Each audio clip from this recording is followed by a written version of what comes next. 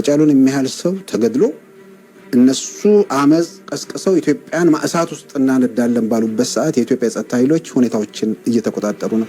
ግን ከዛም የሚያልፍ ቢሆን የኢትዮጵያ ችግር የኢትዮጵያ ብቻ አይደለም። ከኢትዮጵያ አልፎ ኤርትራን የሚበለበልብ ችግር ነው። ሁለቱ ሀገሮች ላይ ደግሞ እሳት ሲያነድ የነበረ ቡድን አለ። ስለዚህ ኢትዮጵያም ኤርትራም ሰላም እንዲያገኙ አስፈላጊ ከሆነ ከኤርትራ መንግስት ጋር አስፈላጊውን ሁሉ ትብብር ሁሉ መደረግ አለበት ብዬ አምናለሁ። ወንድሞቻችን ናቸው። የሁለታችንም ጠንቅ የነበረው ቲፒኤልኤፍ ነው። ቲፒኤልኤፍ በአፍሪካ ቀንድ እስካለ ድረስ ደግሞ ኤርትራም ኢትዮጵያም ሰላም ስለማይሆኑ ይሄ ኃይል ታሪክ እንዲሆን ለማድረግ በሚደረገው ሂደት ውስጥ ይሄ ሉዓላዊነት ነው የሚባል ነገር የለም። በቲፒኤልኤፍ እና በኤርትራ መካከል ልዩነቱ አይገባኝም። ቲፒኤልኤፍ ኤርትራ ራሳቸውን 30 ዓመት ተግለው ሀገር ብለው ወጡ። ቲፒኤልኤፍ 17 ዓመት ታገለና ኢትዮጵያን ያስኩ ብሎ ቲፒኤልኤፍን በኢትዮጵያ ኪሳራ ሲያገለግል የነበረ በሁለቱ መካከል ልዩነት አይታይም። ስለዚህ ኢትዮጵያን ለማዳን ኤርትራንም ለመታደግ የሚደረጉ ሂደቶች ድረስ እስከዛ ድረስ ማሰቡም እኔ ተገቢ ነው ብዬ ነው። ፕሬዝዳንት ኢሳያስ በቅርቡ ሁለተኛ ሀገራቸውንና ህዝባቸውን ሲጎበኙ የሚሰማቸውን መልእክት ለህዝባቸው የሚያስተላልፉ መሆኑ ለኤርትራ ህዝብ ማረጋገጥ የምፈልገው ልክ እዚህ እንዳየነው ፍቅር፣ እዚህ እንዳየነው የወንድማማችነት ስሜት በኢትዮጵያ በኩልም ህዝቡ የናፈቃችሁ የሚወዳችሁ ከናንተ ጋር ሰርቶ መለወጥ ማደግ የሚፈልግ መሆኑን በሙሉ ልብ ላረጋግጥላችሁ ፈልጋለሁ። በተለይም በድንበር የሚዋሰኑ የትግራይና የአፋር ህዝቦች ይሄንን ሰላም ከምንም ነገር በላይ የሚፈልጉ መሆናቸውን እዚህ መጥተው ህዝባቸው ጋር መነጋገር፣ ፕሬዝዳንት ኢሳያስን በአካል ማግኘት፣ መጠየቅ፣ መወያየት፣ ወንድማማች መሆናችንን ማረጋገጥ የሚፈልጉ ስለሆነ ፕሬዝዳንት ኢሳያስ ሁልጊዜም በጉብኝታቸው በንግግራቸው የትግራይን ህዝብ፣ የአፋርን ህዝብ፣ በድምሩ የኢትዮጵያን ህዝብ ከሳቸው የሚፈልገውን የወንድማማችነት አመራር እየሰጡ ሰላሙ ዘላቂ እንዲሆን ሪጅናችን እንዲለወጥ በጋራ እንድናድግ የበኩላቸውን እንደሚያደርጉ ሙሉ እምነት አለኝ። ፕሬዝዳንት ኢሳያስ በምንገናኝበት ጊዜ ሁሉ አንድ ነገር ሲናገሩ ሰማቸዋል። በመቀሌ ጎዳና ላይ ወክ ማድረግ ይፈልጋሉ።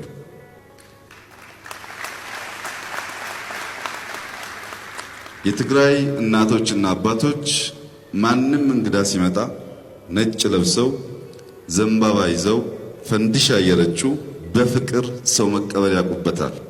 የፕሬዝዳንት ኢሳያስ በመቀሌ ከተማ በእኛ ሁሉ አጃቢነት ወክ እያደረጉ ከሚወዱት ህዝባቸው ጋር የመገናኘት ጥማቸው እንዲሳካ በጸሎታችሁ ታግዙን አደራላችሁ ፈልጋለሁ። የኤርትራ መንግስት ግልጽ አቋም ነው ያካሄደው። የኔን ባህር የኔን መሬት ረግጦ ማንም ሰው በኢትዮጵያ ህዝብ ላይ ጥቃት መፈጸም አይችልም የሚል ግልጽ አቋም ነበር የኤርትራ መንግስት። ከየትኛውም ጎረቤት በተለየ መንገድ የኤርትራ መንግስት የኔ ድንበር፣ የኔ መሬት፣ የኔ ዜጋ፣ የኔ ሀገር ኢትዮጵያን ለማጥፋት ጥቅም ላይ አይውልም የሚል ጽኑ አቋም ይዟል። ከትርፍ በላይ ትርፍ ነው ይሄ። የኤርትራ መንግስት በግልጽ ተናገረው የኔ የወደፊት እጣ ፈንታ ከኢትዮጵያና ከትግራይ ህዝብ ጋር የተሳሰረ ነው። አላስፈላጊ ቁርሾ መፍጠር አልፈልግም። የሚፈጥሩ ግለሰቦችም ካሉ አጥርቼ እርምጃ ወስዳለሁ። አሪኦም ንምንታይ ግን ብዘይውግእ ንውግእ ዘይንስዕሮ ይትመልእኽተይ ንቕሓት እኮ መድፊዕ ንቕሓት ዶሽካይ ብዓብይ ግን ንቕሓት ሓይሊ ወዳሓ ቦይ መንግስቲ ኤርትራ ብልዕሊ ህዝቢ ትግራይ ጽልእ የብሉን እዚ እንነግረሉ እዋን ድማ ሕጂ ክሰምዓና ብዝኽእለሉ እዋን ስታሊን ይኹን ዝኾነ ትግራዋይ ከዕድሞ እንተይለ ዜና ይኮነን ዜና ኣነ ነቶም ተጋሩን ምስተረኸብና ይኽጅምር።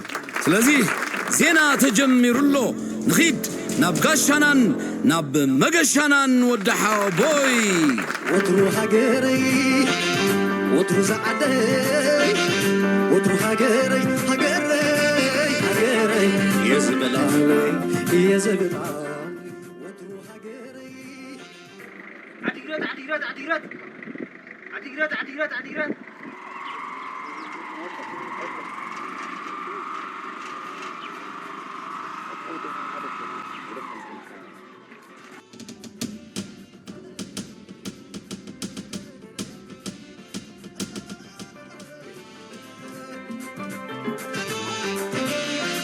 ዝወገድ መድረክ ናቱ ቅርፅና ፈጠረ ዋጋ ኺሉና እንዲሁ በብተራ በብረ ክፀባፀባይ ኮይን ሓሳብ ከወራርዱ ድራማ ኣለዎ ታሪክ ታሪክ ይቕዶ ዋላ ይቕዶ ሃገረይ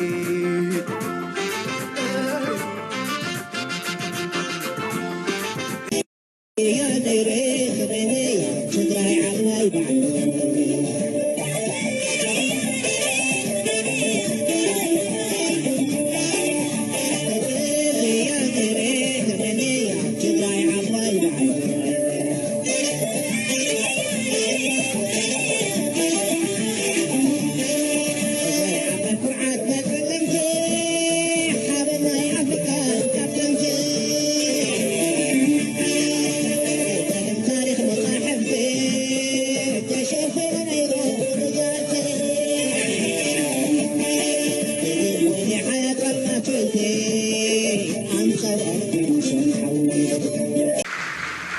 أنت أقدر أنت ولم أبي مواتو وصمتنا وكرنعتنا خنحدرك كاينا إلهم 3 عامتات يكون اسنا مايت عامتات كم مجزأتنا مجزأت الناس سجاجر وصنيحهم فتخ خيبل انجقنا مو دحر 3 عامت جن مسل عرس وسان ون مخبار ذكرار بزلو حبن استملؤ حفاش زبي إرتراون سلام تنابزين زلو إرتراويان وصحلنا إيلنا إمو أب عدي كابزلو بسمراون اندينا غيرنا مسينا سلام تنان إرتراويان أحواتون نبللن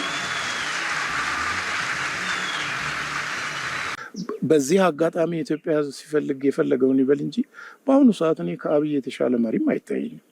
እውነቴን ነው። ችግር የለበትም ማለት አይደለም።